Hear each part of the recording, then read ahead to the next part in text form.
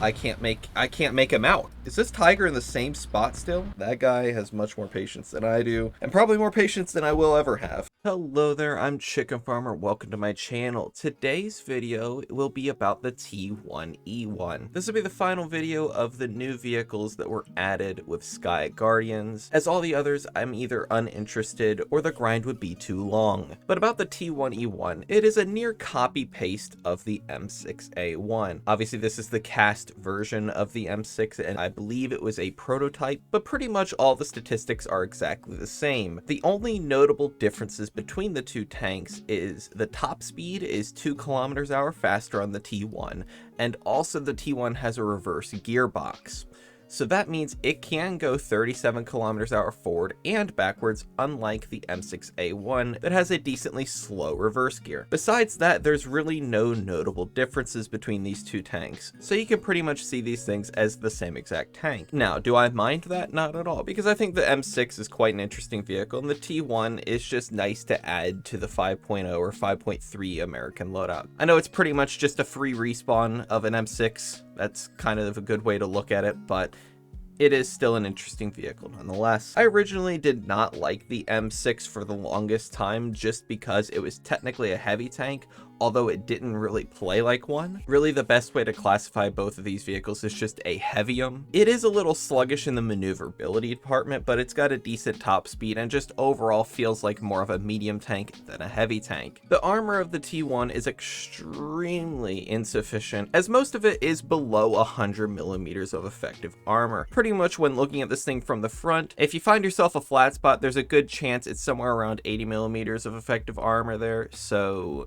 do keep that in mind when dealing with this tank. Also, due to the corners and the way that they're shaped, you really can't effectively angle your armor, especially with the weak side armor. No matter what you do in this vehicle, there's really no way to make any more use of your armor, as by angling yourself to make one area stronger, you make yourself much weaker in another area, like the corner panels. The armor is just so unreliable that it's just not even worth trying to use it. Now, the survivability of this vehicle is pretty decent, as it does have 6 crew members. The only problem with that is they're grouped into 2 sets of 3, all pretty much huddled together, so it is pretty easy for an enemy to land 1 or 2 shots on this vehicle and all of the crew gets knocked out. And also the fact that the engine is so incredibly massive and the fuel tanks are also equally as massive. Now, the good side to that is the fact that there is no transmission in the front, so you can't really get mobility killed from the front unless they hit your tracks. Overall, the survivability is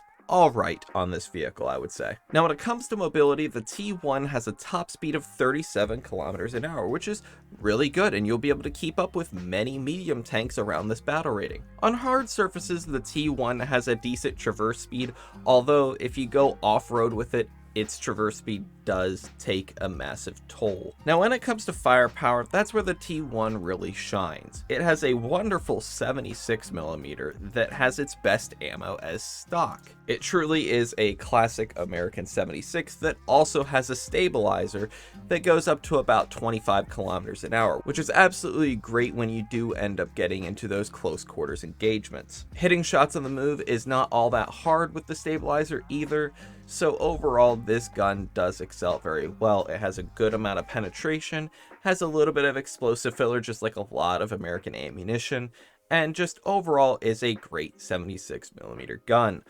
Now, the 37mm does not come with any ammunition that technically has filler, although you can use a SAP HE shell, which I do break out every once in a while just for the jokes. You will eventually want to get your hands on the armor-piercing ballistic capped shell for the 37mm, as it does have a little bit better penetration and also has a little more post-pen damage. You will definitely want to get your hands on this shell eventually. If you're like me, you will forget you have the extra 37mm a lot of the time, so it's really not something to really be too worried about if you don't end up using it, though it is a nice piece of utility to have. Now, difficulty of the T1E1 is probably medium in my opinion. I'd say its positives do outweigh the negatives ever so slightly, and I feel like really anyone with a general knowledge of just how to engage people and not expose yourself too much can make decent work with this vehicle. Now, fun value, I would say the T1 is probably a medium fun value to me. It does offer a lot of interesting things, as it does have a decent gun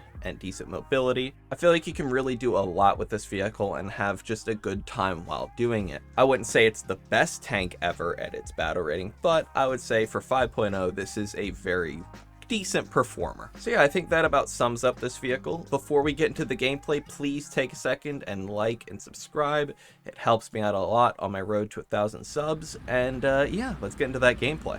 Something I will note, I do up tier it to 5.3 rather than 5.0. That is mostly due to the fact that there really aren't many 5.3 vehicles, nor even 5.0 vehicles in the American lineup. Taking this along with the M6 and an assault Sherman with a 75mm and an M36, they just all go so well together that I can't help but run them all together. Also, another thing to mention is I do not have some of the later upgrades for this vehicle, so I don't have the better 37mm ammunition, and nor do I have the transmission or engine. I've gotten most of the important stuff though, so I will be a little slower than I would like to be, or even slower than I could possibly be. Though I do have an ace crew, so that kind of helps out a little bit, but I will be a little slower than I could be.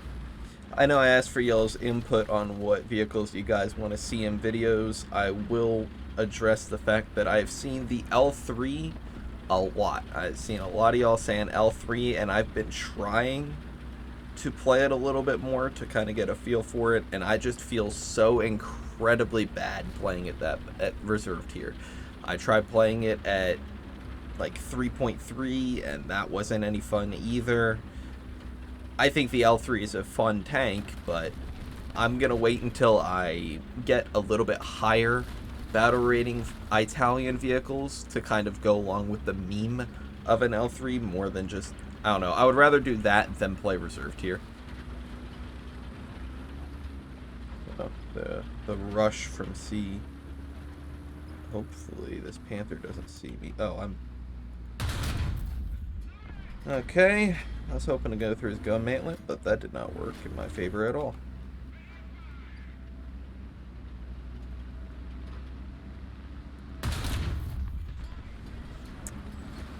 I should probably do a PT-76 video at some point.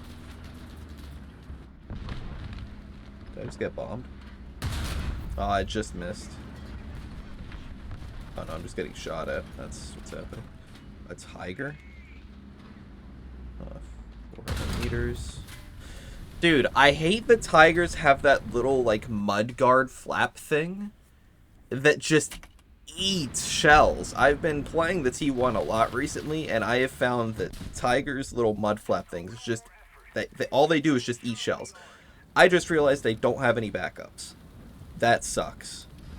Today is definitely an off day. I will say that for sure. And you know what? I'm not just gonna make videos where I play really well, because obviously I'm gonna have off days, and most people don't really like to show their off days, but I'm just gonna show it all. I feel like it's a little more realistic that way. I want to have a I don't know, honest feel to my content. No, obviously I have like a terrible game after terrible game after terrible game where I do absolutely nothing. I'm obviously not gonna make a video out of that. Got a question for y'all. What do y'all think about snow maps? I know many people are very pissed about snow maps, which I can understand why, but I personally do like snow maps, at least some of them, because it does open up some sight lines that are usually completely blocked off and you feel completely safe. It does open up, like, with a lot of dead trees and stuff, there's no leaves on the trees. So you're able to, like, see places where you normally can't. And it's kind of cool to have those just new angles. It does breathe a little bit of life into the maps that we've played so many times on repeat. But yes, I do get that it is just copy and paste, and sometimes does make the maps worse. Sometimes those new sightlines do make the map just worse than it was. I was going to make a video kind of talking about just this Sky Guardians update as a whole, but then Spookster made a video, which if you haven't already, definitely go give that a watch. He definitely makes a lot of very good points. Because he made that, I'm not going to. I definitely would not have very great opinions on this update. Overall, the update was just kind of eh. I will say that. That's the chicken take, is just eh. Not the greatest.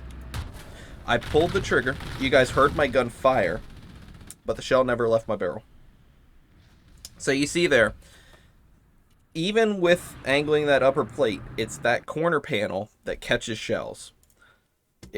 I hate the armor layout of this vehicle. I love the vehicle. I just hate the armor layout, man. It just sucks so bad. Like, in that situation, like, yes, I did peek a little bit too much, but by the time I had already peeked, I was just trying to get my gun elevated, which I was aiming at the ground at first, which is my bad. So just overall, that was my own skill issue.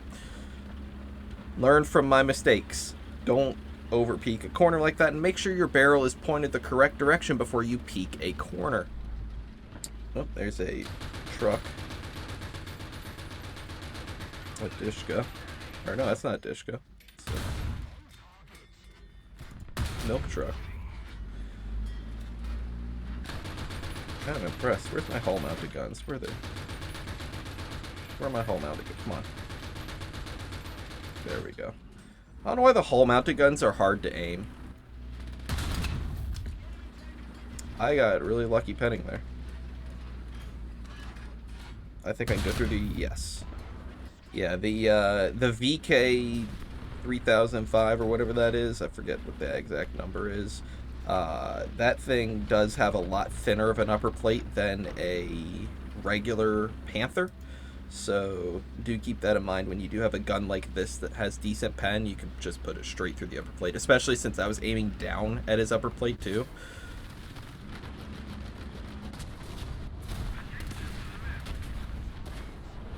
Wow, he managed to bounce. That's impressive.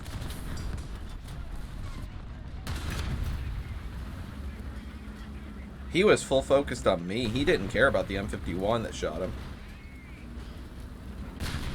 He just full sent it.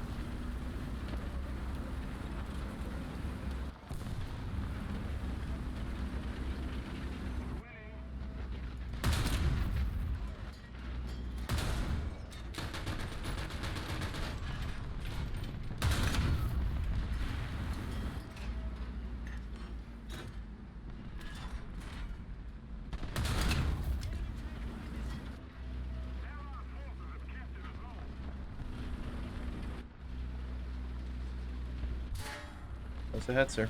I barely made him out in the bushes before he shot me, and I didn't react in time. Oh boy. Hopefully I'm able to... Okay. Can't make out his cupola. I can't make out his cupola. I can't make him out. I literally just couldn't make him out until the very last second when he shot me. I just could not make him out.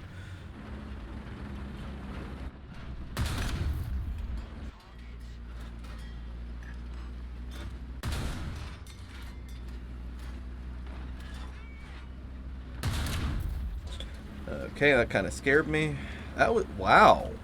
That was a bulldog. For a second I thought it was a Chaffee. I feel like the bulldog and the Chaffee have a very overall similar structure, though one is much larger. Let's see, is this tiger still around here?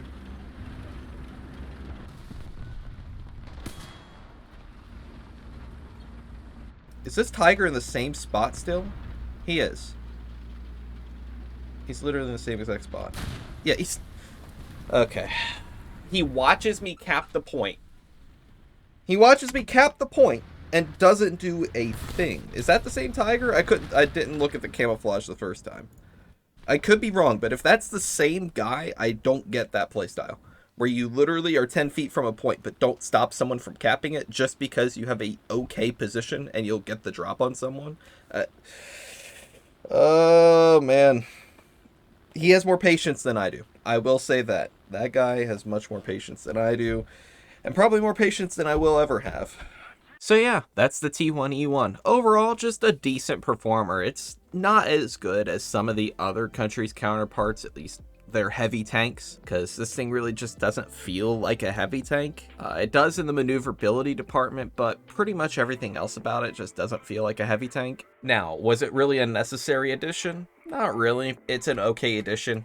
It's nothing grand or spectacular. It really just feels like a copy and paste. The differences just aren't obvious when you're playing the vehicle. The only time you really notice a difference is reversing. That's only in very specific circumstances. So most of the time it really is just a copy and paste. So overall, I think the vehicle is good. If you enjoy the M6, it's the same thing pretty much, just a little better. And yeah, I think that's the video. If you haven't already, please hit like on your way out and even consider subscribing. I post videos every Tuesday, Thursday, and Sunday. So yeah, have a chill day.